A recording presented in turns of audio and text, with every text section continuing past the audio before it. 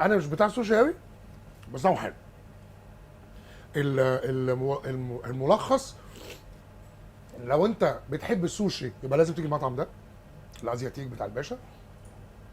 لو انت ما جربتش السوشي قبل كده وعايز تجربه، لان الناس كلها بقت ماشيه سوشي سوشي سوشي سوشي، فانا يعني احبذ ان انت تجربه هنا او تجربه في اي مطعم انت واثق فيه، لانك في الاخر انت بتاكل حاجه نيه وتحطها في صوص من الاخر يعني. شيف رضا بشكرك، ميرسي شرفت يا ميرسي. فندم.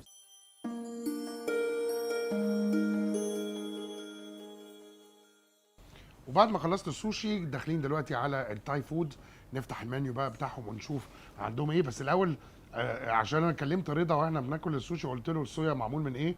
هو معمول من الميه والفول الصويا فعلا والقمح والملح، وقمح وملح بالصدفه كده لقيتها مكتوبه على ازازه الصويا. اوكي امير، وريني عندك ايه منيو. اوكي احنا خلصنا السوشي خلاص، احنا هنخش على التاي دلوقتي بقى على او الايجن فود يعني. بالظبط. طيب انت تركمند ايه، انت ريكومند ايه يعني او في الشوربه الاول ناخد هناخد شوربة. التوم يوم سوب. تام يام سوب. تام يام سوب بالظبط. هي دي.